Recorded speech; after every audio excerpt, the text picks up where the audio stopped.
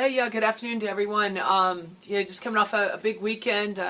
Thought we played a very good game against Penn State, number 10 ranked team in the country, a team that is picked to win the Big Ten, and then turned around and got a great bounce back from our team and beating University of North Carolina at Wilmington. Overall, it's a quick trip, long trip, but found out a lot about our team and really liked a lot of the things that we saw. What did you find out? You know what? We have a lot of weapons. And offensively, it's great to have a rotation right now, being able to bring anybody, start them or bring them off the bench and be able to, ensure that they're going to contribute. Our bench outscored our starting five both games, I think all four halves, and that's good. It causes a lot of problems for the opponent when the firepower coming off the bench, comes as strong as it has in our first two games. That being said, are you going to keep the same starting group? You like that rotation? Right now the starting lineup is determined by defense, and our defense is way ahead of our offense, and it's been a good thing for us. We're holding people in the 60s, and they're shooting 30-some% against us, and we've been able to relatively rebound well out of our different defensive rotations. But right now the lineup is predicated on defense. Your ability to get on the floor is because of your defense. Staying on the floor is because of playing greater defense. You embark on a very long series of road. Do you have good frequent flyer miles? It was a little bit of a long trip yesterday. It took us about 8 hours to get back. We couldn't get out till early in the morning out of Pittsburgh and stuff. But you know what? This group is a really fun group. There's a lot of great personalities. They get along really well.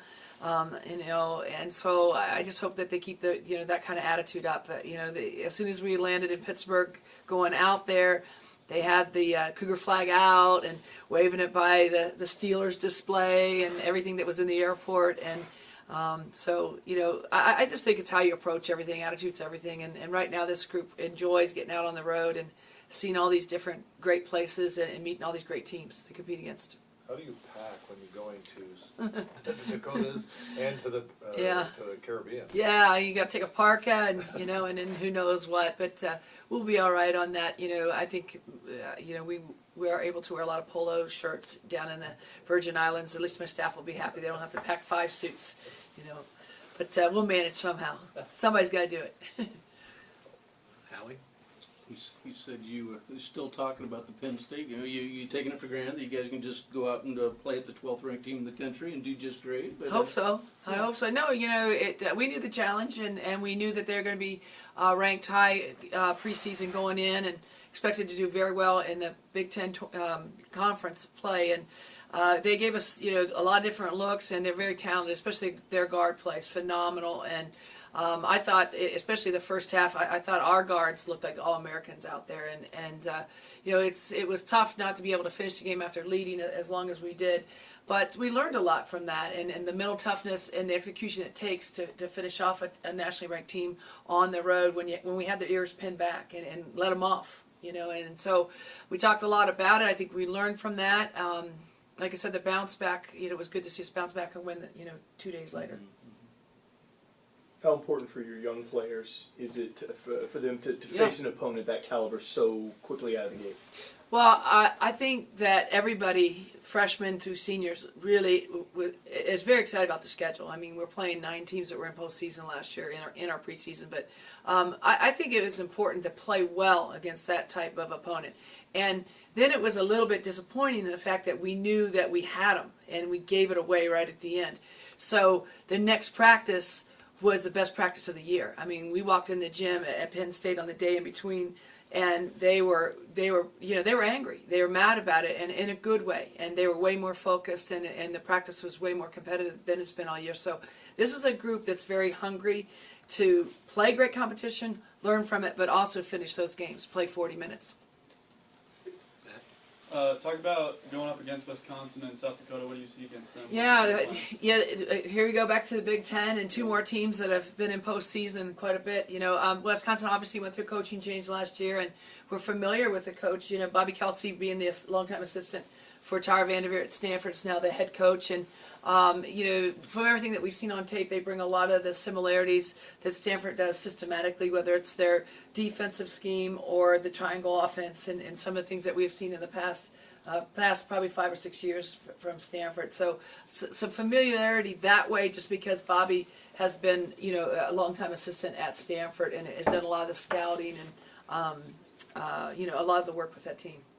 And then you go down to the Virgin Islands and take on a Big East team and then another Big Ten Yeah. team in Michigan Yeah. and Marquette. Talk Yeah. a little bit about that. Well, I'll be honest with you. We're just finalizing tapes from our last 2 games on the road and taking a hard look at the first 2 opponents today to get ready for practice this afternoon. We'll have 2 practices before we play Wisconsin, and we'll have a day in between to look at South Dakota State. We'll have seen them on tape, but to actually put the game plan, and it'll come a little bit later in the week. First things first, take care of Wisconsin. In the first couple of games, did your defense live up to the expectations that you wanted? Absolutely. I mean, we forced, I think it was 17 turnovers the first half in the Penn State game. Again, a team that has 2 potential All-Americans in their starting lineup at the guard positions. And, that was exciting to see us control the tempo that way and really frustrated Penn State and not allow them to get into their offensive flow like they're used to, obviously, very capable of.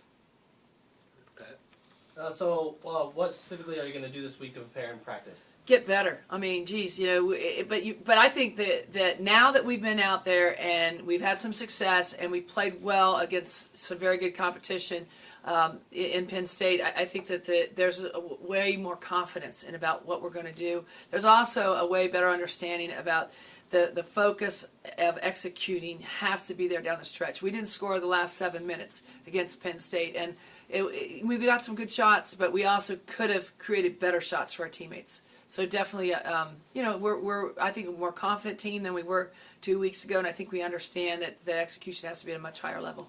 And then, and so how do you prepare the team mentally for trips on the road? I can't wait for you guys, for us to be home, of course, and for you guys to get to know these guys. But they just got a lot of personality. They get on the bus excited about going anywhere, and that they're kind of in charge of team entertainment. They're always fighting over what videos we're going to watch on the bus from here to Spokane, and that goes on for 4,000 miles or however far we just went. But, we just talk about how important it is to, no matter if we play at home or away, we've got to create our own energy. Obviously, we're going to be the underdog and how we're going to approach that. And we talk about that in practice every day and try to mimic how we're going to play in games. Thank you. Questions on the line? Hi, Jim. This is Jada from the Times. How are you doing? Good, Jada. Good. I wanted to ask a little bit about that Penn State game. First, the 82 shots that you guys attempted. Is that something that you prefer? I mean, obviously you want more of them to drop, but I mean, is that something that you don't want from your team? Yeah. Well, Jada, you've seen it. You've seen us coach. You've seen me coach for years, and we love to outshoot the opponent. We also like to outscore the opponent. So, I think if you look at the next game, we were able to take, I think, better shots. We were able to get easier shots with the great game that Carly Noyes played, the best game of her career, and the rest of the front line. And I think we only took 5 3-pointers in that game because the game plan was to really go inside and test University of North Carolina Wilmington's front line and make them play us. They were in foul trouble early, and we just kept going inside, and that certainly paid off for us. But we're going to go inside. If we can score, we're going to get it done. Our front line is getting better each day. If we're getting double teamed or we're not able to get it done, then we're going to kick it out and hopefully make an easier shot for our spot-up shooters. But offensively, we love the fact that we're going to put up a lot of shots. We want to take better shots than what we took at some aspects of both games, but we also, I think, are rebounding the ball very well offensively. So is it just a matter of talking to the team about taking a little bit better shots, not the amount, not the quantity? Yeah, no, when you're turning people over like we were turning them over, we're going to get more shots. We are rebounding well, we're turning them over, we're getting down the floor, and a lot of times we had a great advantage on our opponent, 3-on-2s, 2-on-1s, whatever. We want our kids to feel comfortable if they're on balance to take that shot. That's exciting basketball. That's the way we like to play. We like our offense coming off our defense, and we saw quite a bit of that in that Penn State game. What about the mood on the campus? Obviously, there's a lot going around with the football program there. So did you have to talk to them at all about, that, the visuals or any of the mood that was going on campus?